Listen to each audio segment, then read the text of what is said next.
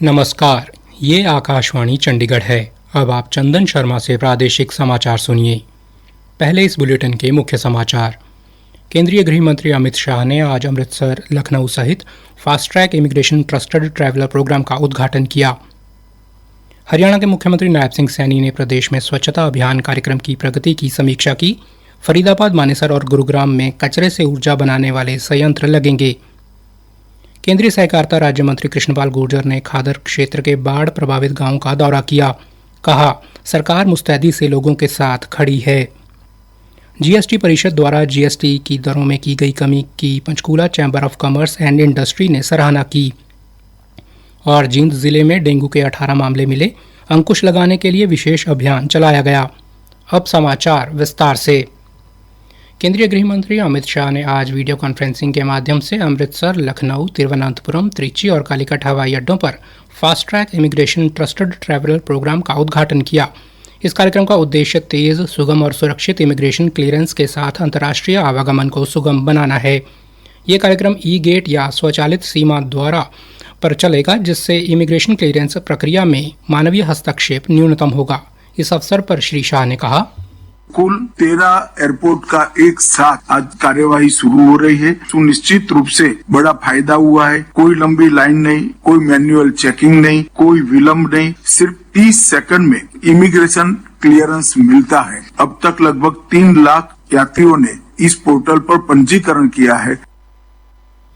श्री शाह ने कहा कि इससे सुविधा और राष्ट्रीय सुरक्षा दोनों को बढ़ावा मिलेगा।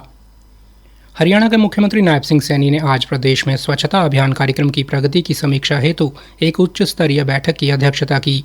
बैठक में शहरी एवं ग्रामीण क्षेत्रों में सफाई व्यवस्था को और सुदृढ़ बनाने, ठोस कचरा प्रबंधन प्रणाली को आधुनिक स्वरूप देने तथा जन सहभागिता के माध्यम से अभियान को व्यापक जन आंदोलन बनाने पर विस्तार चर्चा की गई।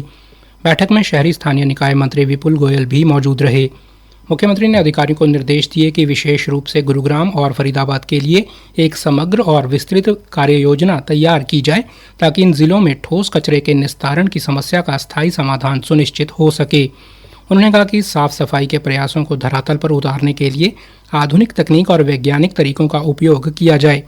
बैठक में निर्णय लिया गया कि फरीदाबाद, मानेसर और गुरुग्राम में कचरे से ऊर्जा बनाने वाले संयंत्रों की स्थापना की जाएगी। केंद्रीय सहकारिता राज्य मंत्री कृष्णपाल गुर्जर ने आज खादर क्षेत्र के बाढ़ प्रभावित गांव बागपुर और सोलड़ा गांव का दौरा किया। इस अवसर पर राज्य मंत्री कृष्णपाल गुर्जर ने ग्रामीणों से सीधा संवाद किया और उनकी समस्याओं को सुनकर उनका जल्द समाधान करने का आश्वासन दिया।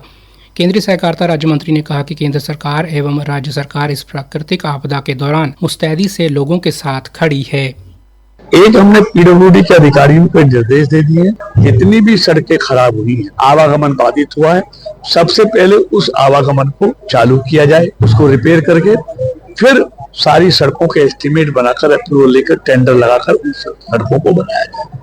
बिजली विभाग को भी निर्देश दिए गए हैं कि जहां बिजली बाधित हो गई है वहां बिजली की सप्लाई इंश्योर की जाए। किसानों की फसलों के लिए स्प्रे के बाद पानी चाहिए, एग्रीकल्चर फीडर भी वहां पर उनको चालू किया जाए। और ये तमाम काम, जहां दवाई की जरूरत है वहां दवाई दिया जाए, जहां राशन की जरूरत है वहां राशन दिया जाए। ढाणियों में बिजली की आपूर्ति को लेकर उन्होंने कहा, एक मैंने खादर क्षेत्र में 11 पंचायत है, मैंने कहा इन 11 पंचायतों में कुछ ढानियों पे लोग बसे हुए हैं जहां रेजिडेंशियल फीडर से बिजली नहीं। आप उनके एस्टीमेट बनाइए, उसका जो वहां का रेजिडेंस है, किसान है, जिसको आधा पेमेंट उस एस्टीमेट की देनी थी, वो किसान के हिस्से का पैसा मैं एमपी लैंड से दूंगा। दूसरा कि 11 पंचायतों को 10-10 लाख रुपए एमपी लैंड से मैंने देने की घोषणा की है विकास के लिए। श्री गुर्जर ने अधिकारियों को निर्देश दिए कि किसानों की फसलों के नुकसान का पूरा डाटा तैयार करने के लिए पटवारियों की ड्यूटी लगाई जाए। पटवारी ये डाटा क्षतिपूर्ति पोर्टल पर अपलोड करवाएंगे, ताकि सरकार द्वारा किसानों को उचित मुआवजा प्रदान किया जा सके।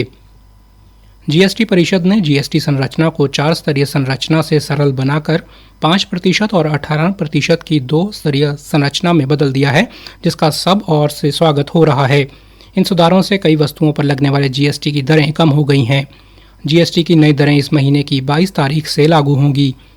Panchkula chamber of commerce and industry के अध्यक्ष अरुण ग्रोवर ने कहा है कि जीएसटी सुधार न केवल आम आदमी को राहत देंगे, बल्कि उद्योग और व्यापार के लिए और भी बेहतर साबित होंगे।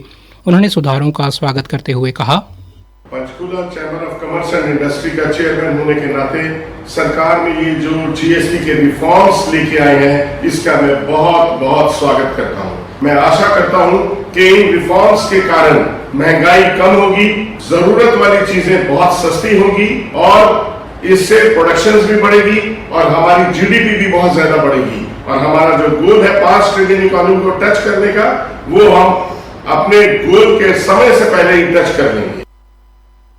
प्रादेशिक समाचार आकाशवाणी चंडीगढ़ से प्रसारित किए जा रहे हैं। हमारे बुलेटिनों और ताज़ा समाचारों के लिए आप हमारी वेबसाइट news.air.gov.in पर लॉगिन कर सकते हैं। जींद जिले में स्वास्थ्य विभाग द्वारा डेंगू एवं मलेरिया पर अंकुश लगाने के लिए अभियान चलाया गया है। जिले में अब तक डेंगू के 18 मामले आए हैं। जिला मलेरिया अधिकारी डॉक्टर विजेंद्र ढांडा ने बताया कि इसके लिए विभाग द्वारा 200 टीमें गठित की गई हैं। उन्होंने बताया, भी जो है रेनी सीजन के अंदर थोड़ा सा ठहराव आया है और पानी कई जगह ठहरा हुआ है, तो डेंगू और मलेरिया के केस बढ़ने के चांसेज है। इसलिए हमारी 200 से प्लस टीमें जो हैं फील्ड में एक्टिव हैं, जो लगातार जो मॉस्किटो के लार्वा हैं उनको रिलेटेड सर्वे करने लग रहे हैं, फीवर से रिलेटेड सर्वे करने लग रहे हैं। अब तक जिनमें 18 केस जो हैं डेंगू के आ चुके हैं और 1 केस मलेरिया का आया है, जिनमें से अभी 3 केस एक्टिव। उन्होंने बताया कि अस्पताल में विशेष कक्ष स्थापित किए गए हैं। भारत संचार निगम लिमिटेड ने आज़ादी प्लान को 15 सितंबर तक बढ़ा दिया है। यह प्लान मूल रूप से 1 अगस्त से 31 अगस्त तक के लिए शुरू की गई थी, जिसमें केवल ₹1 के प्रथम रिचार्ज पर अद्भुत ऑफर दिया गया था। बीएसएनएल के प्रधान महाप्रबंधक कृष्ण बिहारी मीणा ने बताया, भारत संचार निगम लिमिटेड ने 1 अगस्त को फ्रीडम प्लान ₹1 लॉन्च किया था और उसमें हमारे माननीय ग्राहकों ने बढ़ चढ़ कर हिस्सा लिया। मैं अम्बाला बीए की बात करूं तो यहाँ पे लगभग 8000 कस्टमर ने, उपभोक्ताओं ने इस प्लान का उपभोग किया। लोगों के उत्साह को देखते हुए भारत संचार निगम लिमिटेड ने इस प्लान को 15 सितंबर तक और बढ़ा दिया है। हरियाणा साहित्य एवं सांस्कृतिक अकादमी द्वारा पंचकूला में भारतीय भाषा दिवस के उपलक्ष्य में हिंदी की बहुआयामी भूमिका विषय पर राष्ट्रीय संगोष्ठी का आयोजन किया गया। राष्ट्रीय संगोष्ठी 2 सत्रों में आयोजित की गई। अकादमी के सदस्य सचिव मंजीत सिंह ने बताया, के ऊपर हिंदी के जो बहुआयामी प्रकल्प चल रहे हैं, बहुआयामी उसका विकास हो रहा है, उसके ऊपर आज की सारी संगोष्ठी का आयोजन किया गया था। तो मुख्य रूप से इसमें 4 भाषाविद, विज्ञान और उन्होंने अपना वक्तव्य रखा। आज पंचकूला के जिला परियोजना कार्यालय द्वारा सेक्टर 10 में जिला रोजगार मेला आयोजित किया गया। जिला परियोजना अधिकारी अनीता चौधरी ने बताया, पूरे पंचकूला से, हर ब्लॉक से बच्चा आया है। जो हमारा 9th to 12th तक हरियाणा गवर्नमेंट स्कूल्स के जो पास आउट बच्चे हैं, जिन्होंने ये ट्रेनिंग, वोकेशनल ट्रेनिंग ली हुई, जो 18+ का क्राइटेरिया है, आज 100+ आया है। उम्मीद 200+ की। यहाँ 12 कंपनियां आई हैं और लोकल हैं, पंचकूला की कंपनियां हैं सारी। ऑटोमोबाइल की भी हैं, वेलनेस, ब्यूटी एंड वेलनेस भी है, एग्रीकल्चर भी है, फिजिकल एजुकेशन की भी है, तो IT सेक्टर से भी हैं। तकरीबन बच्चा आज हमारा, मुझे लगता है, एम्प्लॉयमेंट लेटर लेके जाएंगे। उन्होंने बताया कि इसका मूल उद्देश्य राजकीय विद्यालयों में पढ़ने वाले विद्यार्थियों को बड़ी कंपनियों में रोजगार दिलाना है, ताकि आत्मनिर्भर भारत का स्वप्न साकार हो सके। विश्व मुक्केबाजी चैंपियनशिप में भारतीय हैवीवेट मुक्केबाज नुपुर शौरान महिलाओं के 80 किलोग्राम से अधिक भार वर्ग के सेमीफाइनल में पहुंच गई हैं। ब्रिटेन के लिवरपूल में खेले जा रहे इस मुकाबले में नुपुर ने उज़्बेकिस्तान की ओल्टियानो सोतिम्बोएवा को 4-1 से हराकर कांस्य पदक पक्का किया। अंत में मुख्य समाचार एक बार फिर से।